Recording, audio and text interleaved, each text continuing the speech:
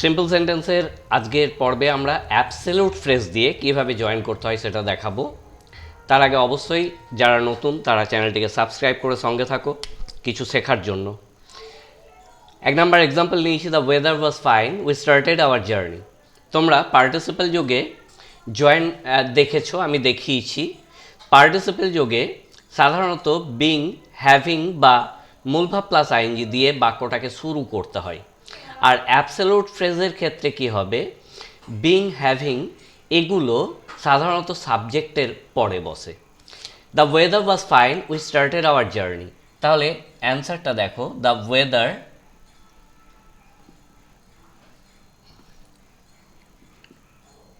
being fine we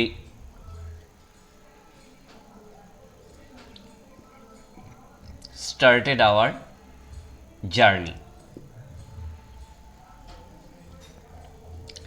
তাহলে দেখো বিংটা কিন্তু বাক্যের শুরুতে বসেনি, বিংটা সাবজেক্টের পরে, দ্য ওয়েদারের পরে বিং বসেছে।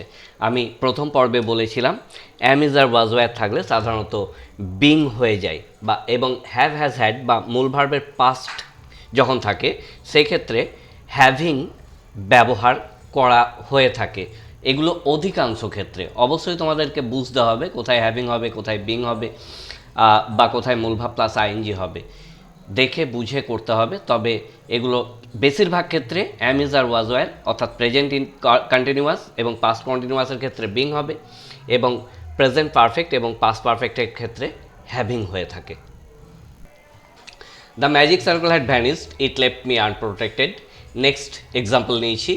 তাহলে আমি যেটা বলছিলাম, was, am is are was were এ বিং এবং হ্যাভ, হ্যাজ, হ্যাডের ক্ষেত্রে সাধারণত হ্যাভিং হয়ে থাকে। অতএব অ্যান্সারটা কী হচ্ছে, দ্য ম্যাজিক সার্কেল হ্যাভিং করেছি, লক্ষ্য করো, having vanished it left me unprotected.